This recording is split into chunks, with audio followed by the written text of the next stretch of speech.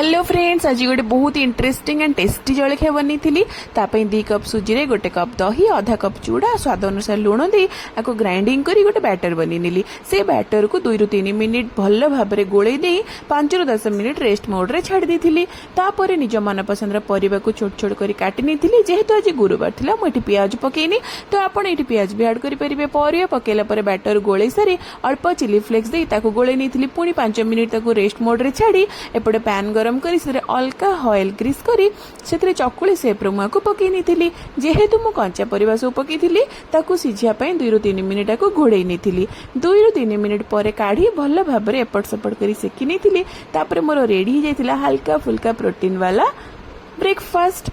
तो एमती करी गोटे पर गोटे मु पकई नी। आपको मु आचार संगे ट्राए करथि। आपण चाहिले सेजवान चटनी संगे भी खाई परिबे। आ बहुत ही टेस्टी थिला। वीडियो भल लगे लाइक करिवे, चैनल को सब्सक्राइब करिवे। Thank you.